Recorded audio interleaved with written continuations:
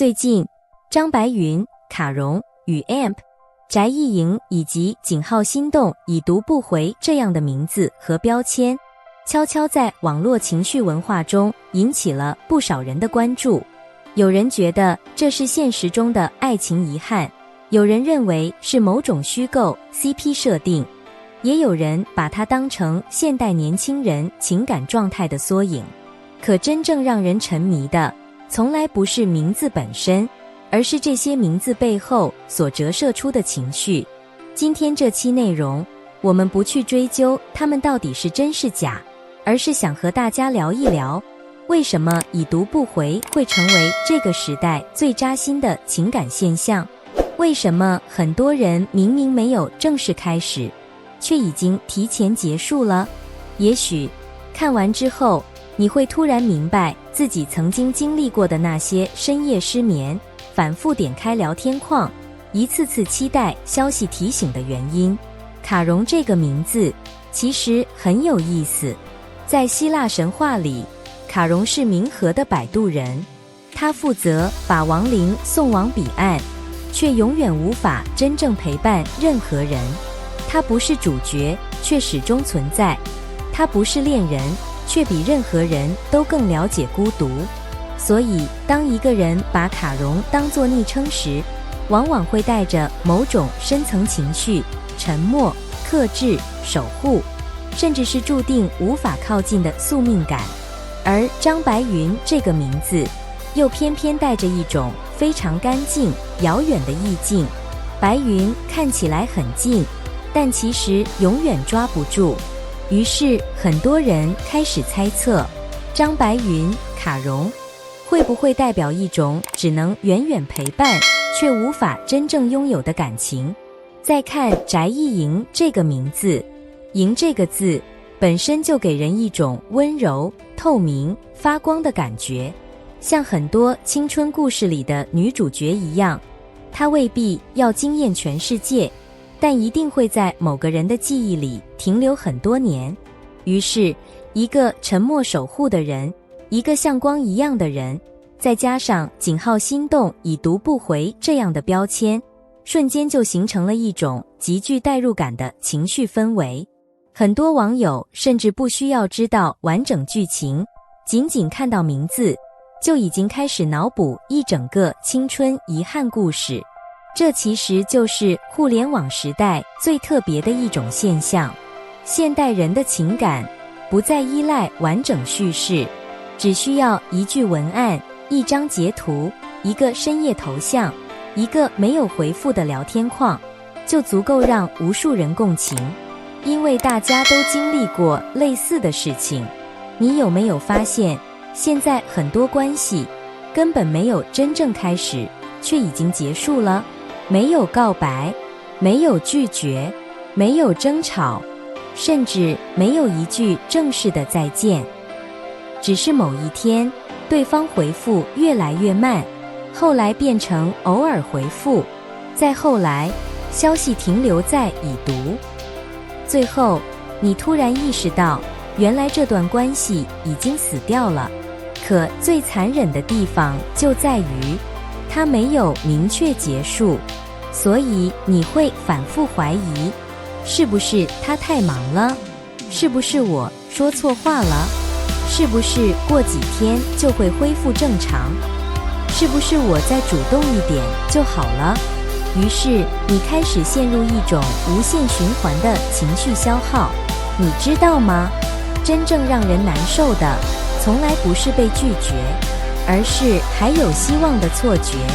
心理学上有一个很经典的概念，叫间歇性回应。简单来说，就是对方偶尔回复你，偶尔关心你，偶尔给你希望，但大多数时候又保持冷淡。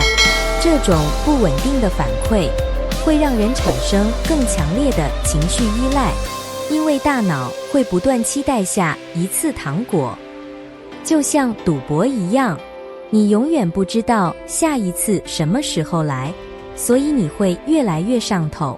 这也是为什么已读不回比直接拉黑更让人痛苦。拉黑意味着结束，而已读不回意味着悬而未决。人最害怕的，其实不是失去，而是不确定。尤其在现代社交媒体时代，已读这个功能本身就像一种情绪放大器。过去的人联系不上彼此，只会觉得可能不方便。可现在不一样了，你知道对方在线，知道他刷了朋友圈，知道他点赞了别人动态，甚至知道他正在输入，可偏偏就是没有回复你。于是情绪开始失控。很多人深夜反复查看聊天记录，不是因为放不下那个人，而是放不下自己曾经投入过的情绪。你会不断回忆，他以前明明不是这样的，他曾经也秒回过，他说过不会离开，是不是后来不爱了？可现实往往比故事更简单。有时候不回复并不是因为恨你，而是因为没那么重要了。这句话虽然扎心，但却是真相。成年人的世界里，很多关系并不会轰轰烈烈地崩塌，而是悄无声息地降温。就像冬天的雪，不会一瞬间覆盖整座城市，而是慢慢积累，直到你某天醒来，发现一切都变白了。所以井号心动已读不回之所以会火，并不仅仅因为爱情，它更像是一种时代情绪。现代年轻人越来越擅长表达情绪，却越来越难建立稳定关系。大家每天都在聊天，却越来越孤独。每天都能认识新的人，却很难真正靠近谁，因为我们开始习惯低成本关系。